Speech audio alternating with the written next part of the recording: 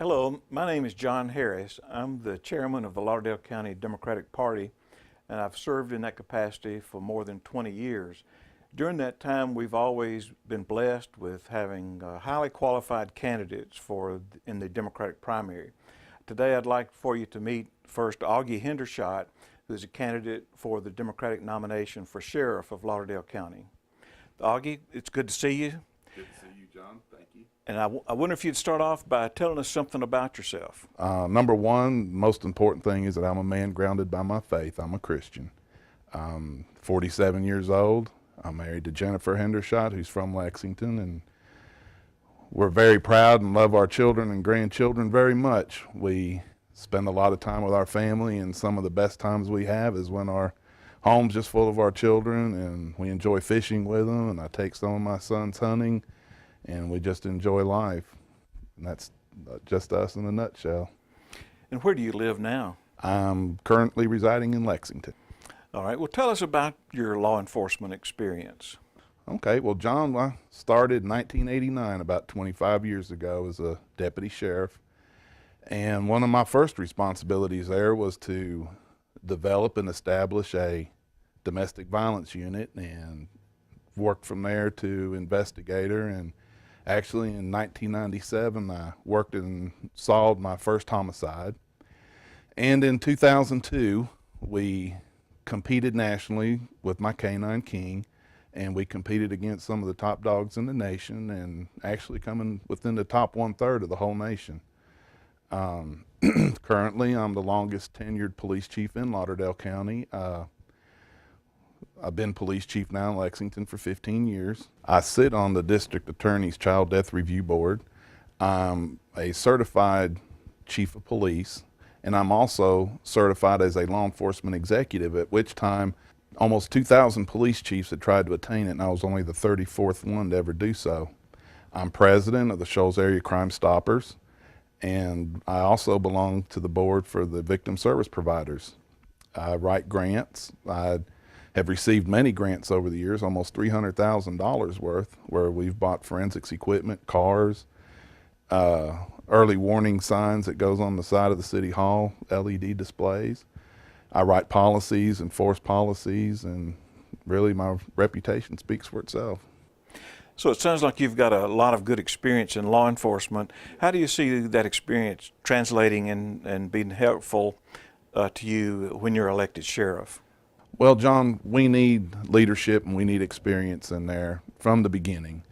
All my years of experience, training, and everything else, I think qualifies me to go in there and makes makes everything readily transferable to start running the sheriff's department.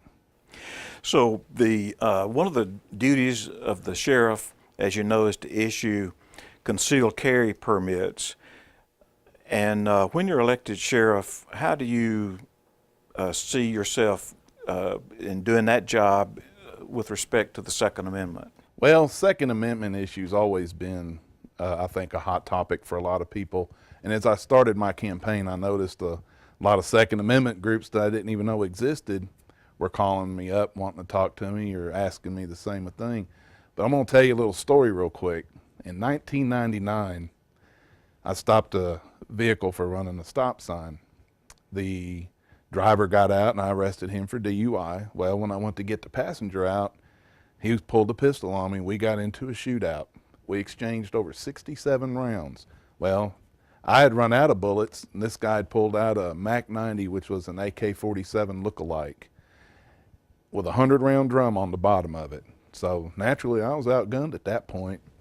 So what I tell people, the people that left their homes, that lived in that neighborhood with their shotguns and their pistols, saved my life. So I'm all for the Second Amendment. I would never tell an honest, law-abiding citizen, that they could never own a gun. I have a lot of respect for people that do the right thing, and as far as issuing pistol permits, we'll never have an issue or a problem issuing permits to people that are qualified to have them. All right. Let me ask you about another component of the sheriff's duties. A lot of people might not realize that a major part of what the sheriff's office does on a day-to-day basis has to do with serving papers on people when lawsuits are filed, and they have a role when someone is involuntarily committed to the hospital who's mentally ill. I wonder how important you think being able to work with people is to that job. I think it's very important, and even in the role I have right now as police chief, I think we have to develop a relationship with everyone in our communities.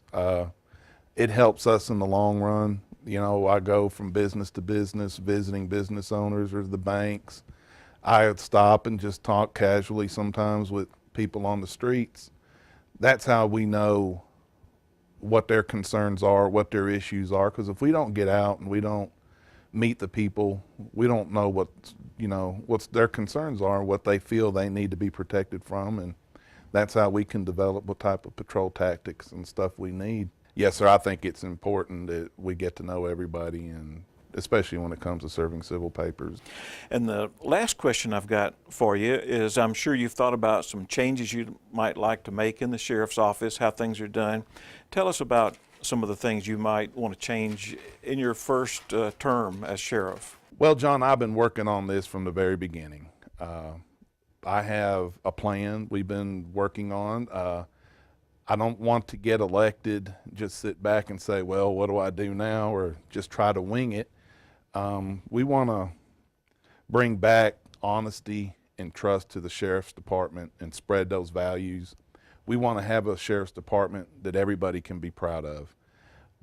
From the very beginning, and I think with managing our resources better and actually not spending any more money, we can put more people into schools, have a bigger police presence in the schools.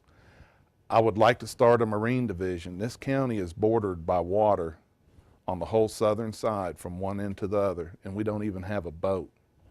We need a SWAT team. If there's ever an incident somewhere, whether it's a hostage situation or a bad incident at a school, we don't have anybody to send. We have to rely on outside departments. So I think by managing, like I said, our resources better, we can do this. I think it's manageable because I do it right now with as little resources as I have. By having a sheriff's policy, I think if there's ever a disaster or a major event, we can at least put some extra boots on the ground to help maybe fire departments or other law enforcement agencies or whoever needs it. And another thing I want to do is improve the clearance rate on reported crimes, and we can do that by providing better technology and training to our investigators. And I want everybody to know that I will work harder than anyone to get drug dealers off the streets. Over the years, I have participated in, organized, and directed over 100 drug operations. And that's going to be my goal, to get drug dealers off the streets. Because, ladies and gentlemen, the communities and the neighborhoods that we're creating today are the ones that we're leaving for our children in the future. That's why I'm going to work hard to change what needs to be done in Lauderdale County. Thank you.